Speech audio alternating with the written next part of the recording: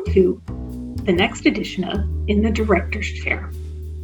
I'm Stacy Skirt, the current education chairperson for the Port Tobacco Players. And in this series, we've been talking to some of our more popular directors and asking them to give us some insight about their process and what they do as a director. It is my great pleasure to introduce to you today one of my favorite Shakespearean directors, Rachel Wallace. She joins us this afternoon to talk about her experiences as a director. So sit back and enjoy In the Director's Chair. Hi there. Welcome. Hi, Stacy. Thank you. So we're talking today about your process as a director. And one of the things that I wanted to jump in with was, what was the first production that you ever directed with PTP? So the first production I directed with PTP was The American Century. It was a one act in 2010 that we took to the state festival. And we actually ended up going on to the regional festival, came in second and won an ensemble award. So I guess it was pretty good. Nice. Yeah, that was a good jumping in. I would say so. That being said, of all of the productions that you've actually directed, do you have a favorite that comes to mind? So my favorite at PTP is The Tempest. We did that, I think, 2017. That was hands down my favorite. I also, outside of PTP, I would say I did Fuddy Mears down at Hard Bargain a while ago. I don't remember what year, but that one holds a special place too, which was, it's always fun to direct in the woods. That is always an experience. Yes. You and I did Midsummer down there a couple years ago, and it was it's always an adventure at Hard Bargain. It is. That's kind of what makes it fun. Yep. So tell me a little bit about what kinds of things you consider when you're picking a piece. Sure. So for me, I have to be passionate about the piece. And what makes me look at a script to direct it is if my first time reading through it, I'm already writing ideas in the margins. If something hits me that quick, that strong, that absolutely goes on my list of things to direct. What is your process? You just kind of touched a little bit on how it starts, but talk to me about what is your process when you're getting ready to direct? How do you figure out what your vision is? It's so personally, I read through the script multiple times. I start getting images in my head of how I want to do it. Depending on the show, I might look up to see how other people have done it before and kind of spark some interest from there. Shakespeare is a good example of that, where it can be set anywhere, in any time frame, in any style. So it's fun, looking at different ones. Like I saw a production of Twelfth Night that was set one way, and it has inspired me to do it a completely different way at some point. But that spark came from seeing that other production. So that's kind of how my vision starts, and deciding, do I want to keep it traditional? Do I not? I do a lot of Shakespeare. I do a lot of classical stuff. So I kind of have the freedom to decide that. With more contemporary pieces, you don't have that much freedom when it comes to some of those options. But it's still, you can definitely work within whatever box you're given and get creative with it. Would you say that you like the classical pieces more because of the freedom it allows you? Yes, absolutely. I like going into these classical pieces again with whatever, I can really, the world's your oyster when you go into those. I like being able to cut them down and, because Shakespeare's public domain. So, when we did Midsummer, it was 90 minutes. When I did Tempest, it was just at 2 hours, I think. When normally these shows are 3, 4, 5 hours long if you do the whole thing. But what I like about them too is I can walk in and, as the director, when it comes to casting, I can cast anyone in any role. For Prospero was a female in my production. When we did Midsummer, our cast was maybe 8 people because we doubled most of the roles and were able to do that in the way that I was able to cut the script. So I love having that freedom. So that being said, what do you think is the biggest challenge that you've faced so far as a director? So I think one of the biggest challenges is scheduling. This is all our side project, our side hobby, our side love, and trying to get, everyone else has something going on, myself included. You have families and jobs and lives and travel, and things come up that are unforeseen, and trying to get everyone in the room to rehearse a scene can sometimes be the biggest challenge a production faces the entire time. Which production that you've done so far presented the most challenges? I would say for scheduling wise, it was definitely Midsummer down at Hard Bargain. That one was, we rehearsed like 28 out of 35 days in a row because it was just so hard to get everyone there. The one acts that I did at PTP were also a challenge because you're kind of trying to, I don't think PTP really does the one acts like they used to, but you were really trying to find your time and your place to rehearse between all the main stage shows. And that was always a challenge as well. You and I have spoken in the past about one acts. Can you tell me a little bit about what your kind of philosophy or your thoughts on one acts are? Sure.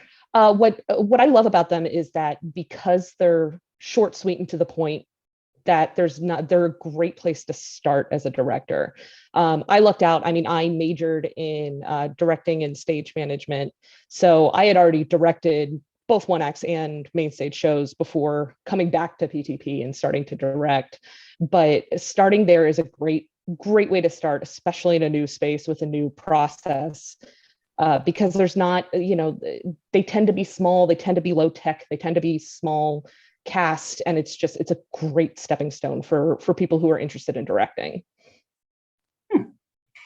What do you think is the most valuable lesson that you've learned from your experience as a director?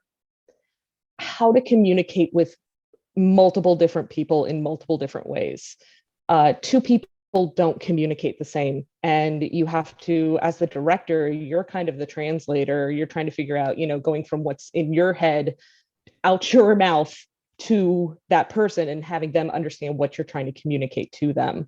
And two people staring at you, you're trying to communicate the same idea, but you may have to say it 2 different ways to them for them to understand what it is that you're trying to get across.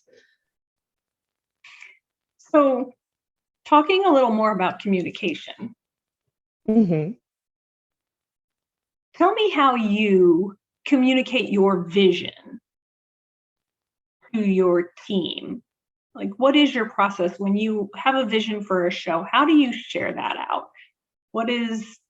How do you communicate what's in your head to all of the different people, all of the different production staff and crew that have to work on that? How do you go about doing that?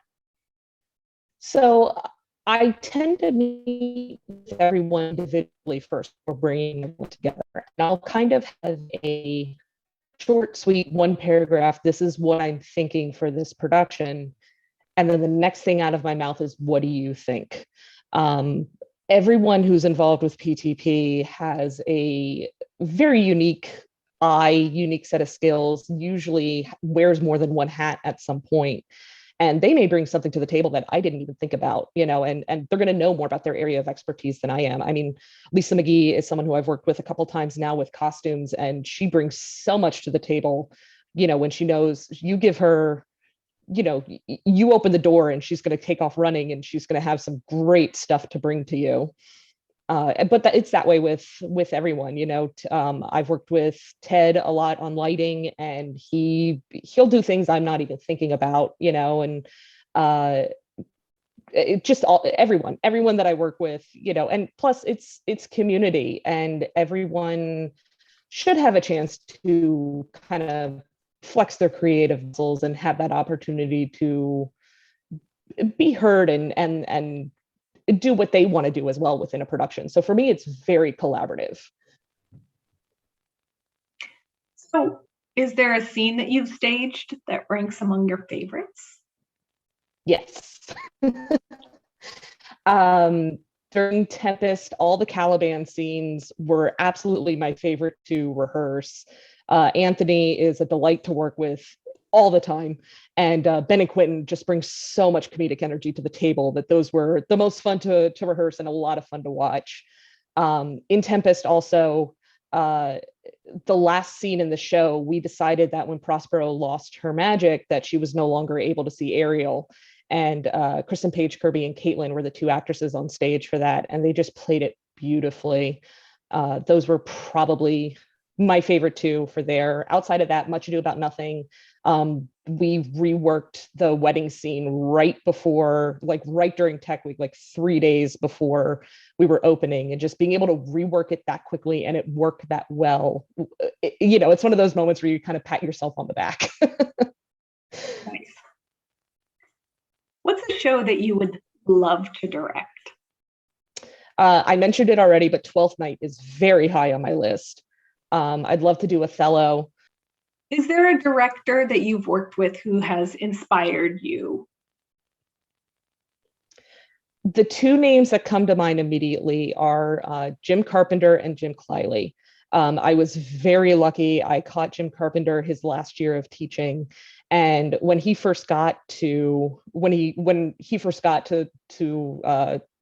school that year, he took one look at me and he went, "I think you're a stage manager. You're also a director," and actually just gave us a way for me to direct a one act while I was in high school, which just, it's having someone have that much confidence in you and being able to provide you the resources to explore something in a safe space was fantastic.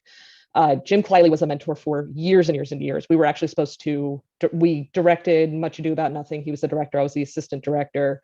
And then we were going to do Tempest together, but unfortunately he passed away before that one went up.